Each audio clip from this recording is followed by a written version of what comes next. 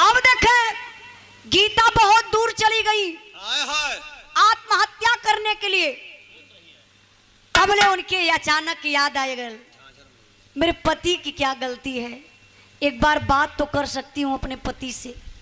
Phone लगा दली अपने सैया के पास, फौजी जवान ड्यूटी पर तैनात, लेकिन मेस में खाना खाने के लिए बैठा था जवान। कलकत्ता बैरकपुर की बात है। अब वहां तबले दूसरा जवान देखा, फोन उठा लिया। अरे भाई सोहन, अरे देख ना भाई तुम्हारे घर से फोन आ गया, लगता है कि कुछ अच्छा समाचार है, भाभी को अच्छा कुछ समाचार देंगी भाभी। भाभी है कि तो फोन है, लेकिन सुन सोहन, अगर अच्छा समाचार रहेगा ना तो इस पूरे महीने का तनख्वाह हम लोग पार्टी करेंगे। फौजी जवान फोन ललन, भैया देखा टिक टिक करता देख लो। फौजी जवान फोन उठौलन, कले हेलो, अरे गीता कोनो शुभ समाचार बताया का? शुभ समाचार बताइहन। रोवे लगली। फौजी जवान कले गीता क्या हुआ, क्यों रो रही हो? तब बेचारी रोई के गीता बतावो थी। का बतावो थी मास्टर?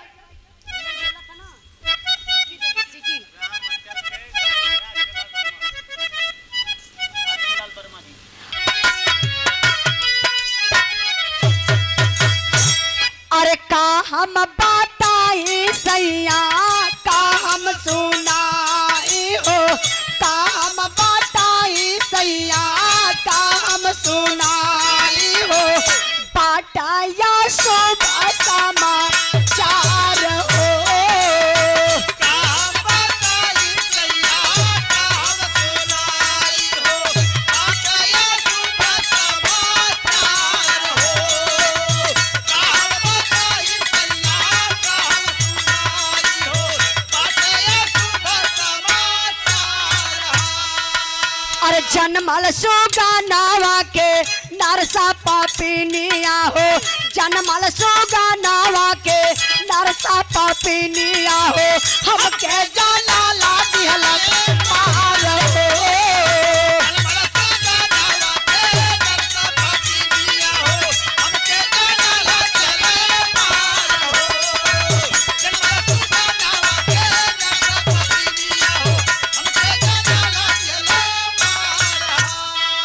अरे जनमल करा हमारे हम क्या देखावला नहीं, भैया तोहार कवनो जुगती लगवला नहीं। जबले नयावत बाटा तब पहले जियत बानी, जबले नयावत बाटा तब पहले जियत बानी, देवा पारा नावानी सार हो।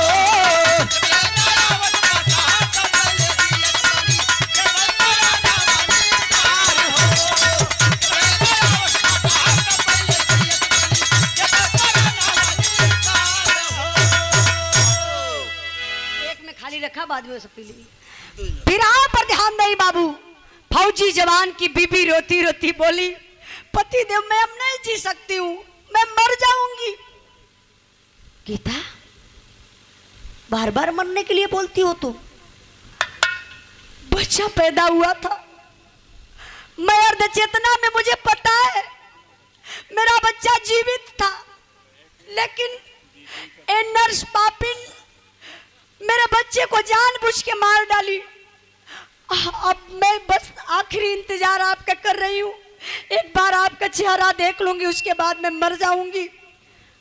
फौजी जवान का ना गीता भैया से नहीं बताई क्या? भैया कुछ नहीं किए क्या? भैया को नहीं पता है? गीता कहली भैया के पता बा, सब पता बा। भैया आइलन लेकिन कोनो जुगाड़ ना लगौलन, खाली हमके घरे लेके जाए कहलन, हमार हिम्मत ना पड़ल। फौजी जवान कहलन गीता मेरी कसम, जहां हो वहीं रहना, एक कदम तुम आगे मत बढ़ाना। मैं तत्काल छुट्टी लेता हूं और गाड़ी पकड़ता हूं, तुम्हारे पास पहुंचता हूं। फौजी जवान तुरंत ही छुट्टी ले रहा है, और छुट्टी लेके बाबू कैलन का जरा ध्यान दीजिएगा।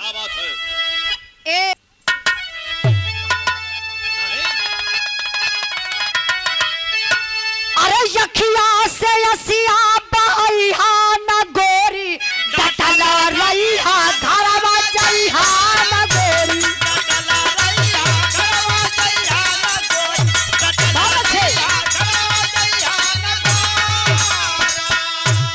अरे किस्मत का कागज कोई कैसे फाड़ी कसली हला वर्दी पकड़ ली हला गाड़ी। कसलिया वर्दी पकड़लिया गाड़ी, कसलिया वर्दी पकड़लिया गाड़ी। अरे धीरज कदिया ना बुझैहा न गोरी टटला रहिहा घरवा जइहा न गोरी।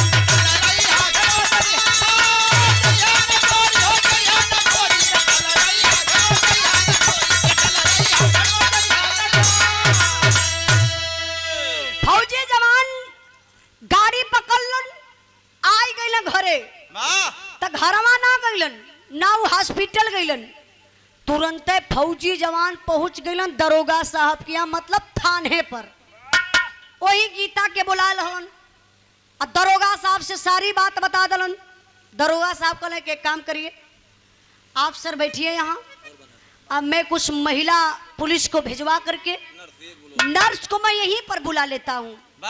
आई गई नर्सियो और जब नर्स आई ना बारे फौजी जवान कैलन का मास्टर साहब। अरे मेरा दरोगा से नहरता तक काला दाला में काला बा। अब पकड़ नर्स को पूछन लगा सवाल दाला में काला बा।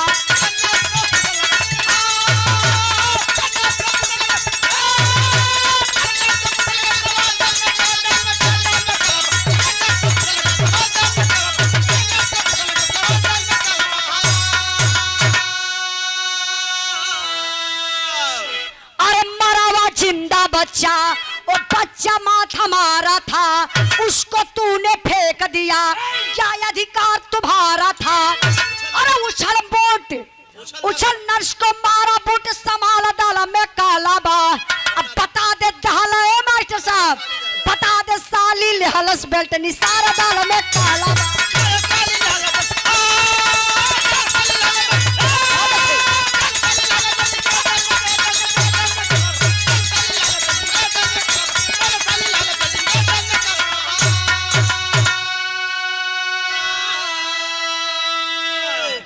फौजी जवान बिरहा पर ध्यान दीजिएगा बाबू। फौजी जवान सवाल कदलन नर्स से, मैडम ये बताइए जो गीता नाम की औरत भर्ती थी कौन सा बच्चा पैदा हुआ था। कहते रे साहब ना वो साहब बच्ची पैदा भइलनी। अरे साहब का बताई हम देखली गीता अकेला परेशान आई और बच्चिया जैसे ही पैदा भइली मुँहले पैदा भइल ले जाके साहब के हम फेंक धली। अरे फौजी जवान ने चढ़ला येड़ा मरलन हमिराई गईली नानी। आ तब ले कहलन कि ये बताओ वो बच्चा मेरा था ना, मारा था बच्चा वो चाहे जिंदा बच्चा था वो बच्चा मत हमारा था उसको तूने फेंक दिया क्या तुम्हारा अधिकार था, तुमको फेंकने का अधिकार है। अब इनकर बोलिए बंद। फौजी जवान निकाल लन बेल्ट कौन साली सही सही बता दो नहीं तो बेल्ट से इतनी धुलाई करूंगा ना तुरंत एमबीबीएस की डिग्री मिल जाएगी कि तुम्हारा चेहरा पहचान में नहीं आएगा। अब वो भैया कहल आप लोग कहल ना कि मार के आगे भूत भागे। अभी पपिनिया एकदम गाय नियर लगल कांपे। कल साहब मारा मत साफ साफ बता दे थीला। फौजी जवान से बतावत बा का बतावत बा।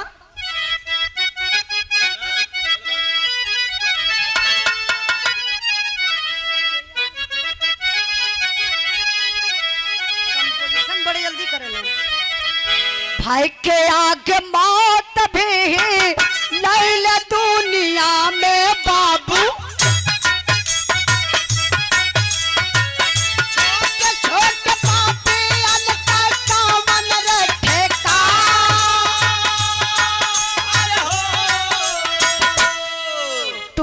गाय नरसा कुलबा तावई जहरवा बाबू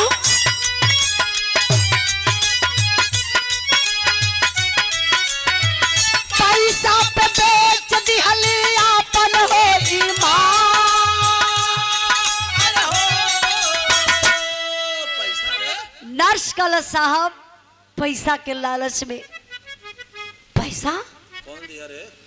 कैसा पैसा कौन दिया पैसा? तब नर्स बतावत बा कि पैसा के दहले बा के तो हर बड़का भैया देहल हम के रुपया साहब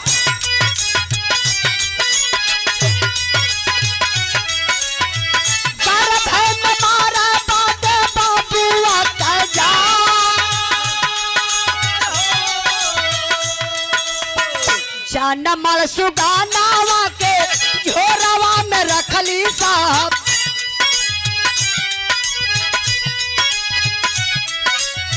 झाड़िया में राखी अइले जहवा हो बीरा।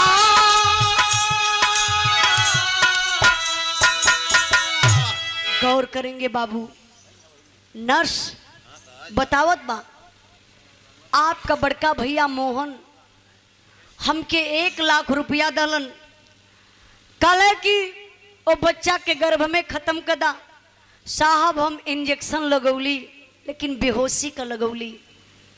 जब हम बिटिया का तली ना साहब वो बेटा पैदा भैल आपका साहब। पैसा के लालच में आके वो बचवा के प्लास्टिक में लपेट के बोरा वाले झोला में रख के ले जाए कोई झाड़ी में फेंकले बानी। फौजी जवान टूट गया। अरे भैया भैया ऐसा कदहलन भौजी ऐसे करत तो भैया कहाँ बर्दाश्त करते हैं? भैया के कबो कोनो कमी ना दहली। सारा रुपया अपन पैसा रुपया भैया के हाथ में थमौले चल गई। भैया मलिकार रहलन। आखिर भैया के कमी का पड़ल कि हमारे साथे ऐसा कैलन। जनता जुटल बा, पुलिस फोर्स लगल बा। लोग कहना चलो बताओ झाड़ी में कहाँ किस जगह रखी हो। नर्स पापिन आगे आगे चलत बा। तबले भयल का मास्टर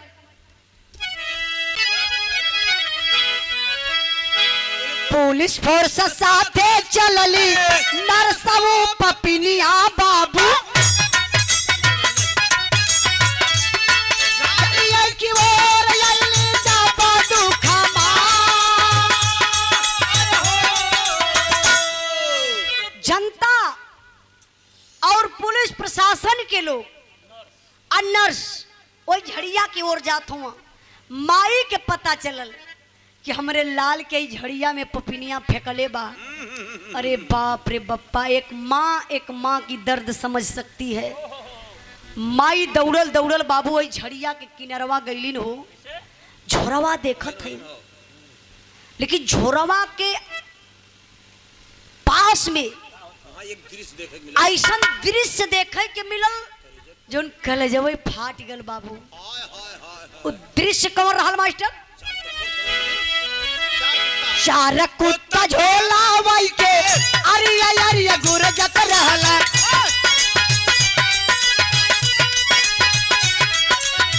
देखी के करे जावा पे टूटल या सामान। छोरावा के पास अइली लड़का का मतरिया बाबू। झोरावाई में जियत रहल सुगना हो नादा।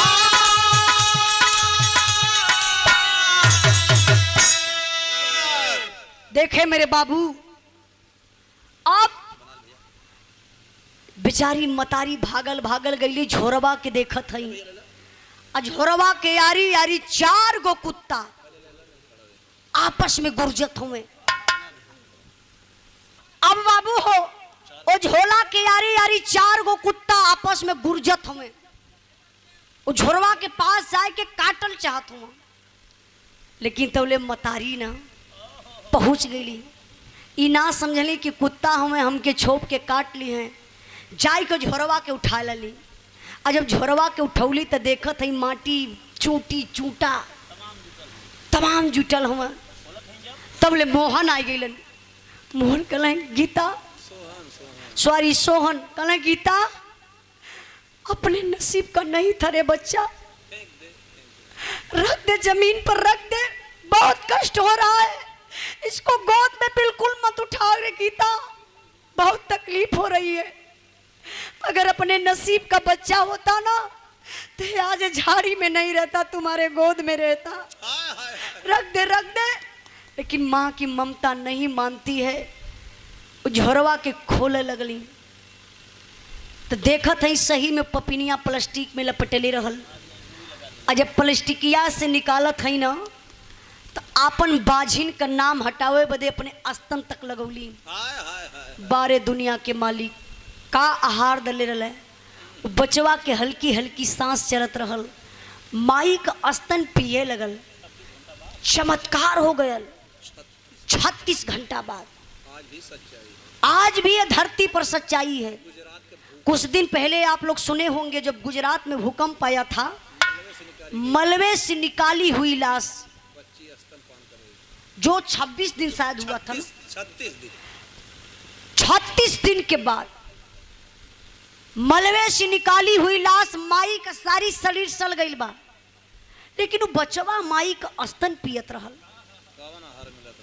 वो मालिक, दुनिया का मालिक कौन आहार वो बचवा के देले रहल। वही तरीके से 26 घंटा के बाद बाबू ये बच्चा अपने माँ का स्तन पान करने लगा। तबले दरोगा साहब कहलन कि अब तो इन तीनों के मैं बख्शूंगा नहीं। हाथ में हथकड़ी लगावे लगलन। वो पपिनिया नर्स के, मोहन के और मोहन के औरत के गाड़ी में बैठा लन, कहलन ले जाके जेल में बंद करता हूँ। और सोहन अपने बीवी बच्चा के लेके जायल चाहता हूँ ड्यूटी पर। तबले दरोगा साहब कहलन सोहन आ जाइए, हमारी गाड़ी में बैठ जाइए, आपको स्टेशन तक छोड़ देता हूँ। सोहन कहलन साहब भैया के सामने कबो चारपाई पर ना बैठली, जो उन्हें भैया भौजी के हाथ में हथकड़ी लग के जाई वही गड़िया में कौन मुँह लेके जाई। वो साहब आप चल जा, हम पैदल चल जाई। जैसे ही सोहन चले शुरू कैले बाबू तबले एक ठे और आवाज आ गई जो करेजवा के चीर लेत बा। वो आवाज के कर रहल, कैसन रहल मास्टर? अरे तबला तीनों लड़कन का खोला बा मुहवा, चाचा छोड़ी के ये भतीजावन के जाला कहवा।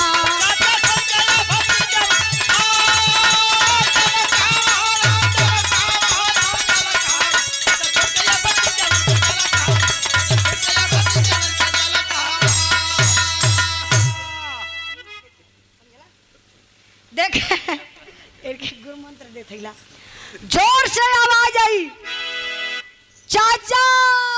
अरे चाचा हमान के छोड़ के कहाँ जात हुआ चाचा? हमान तो गलती ना कैले बानी, आपके चलते पूरा परिवार चलत रहल। मम्मी पापा गलती कैलन, मम्मी पापा के पुलिस लेके जात बा चाचा, हमान के छोड़ा मत, अपने साथ में ले ले चला चाचा।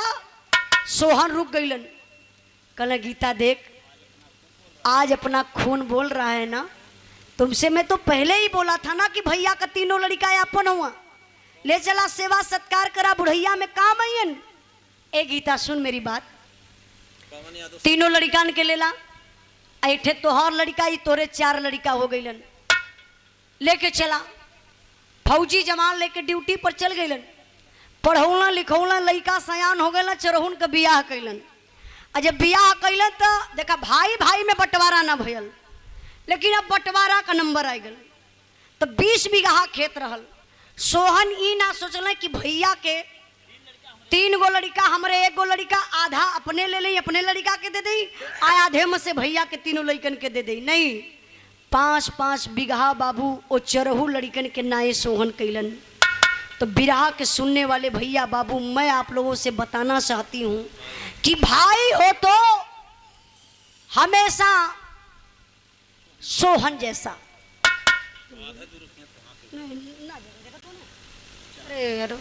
पवन यादव सतेवर से, पवन यादव सतेवर के धरती से 1 रुपए का पुरस्कार, बहुत बहुत भैया के प्रणाम, आशीर्वाद का चाह रही। मैं बताती हूँ कि भाई हो तो सोहन जैसा, अगर मोहन जैसन भाई पैदा होके के रहे तो जन्मता सारे मर जाए तो ठीक हो, ऐसा भाई पैदा न हो।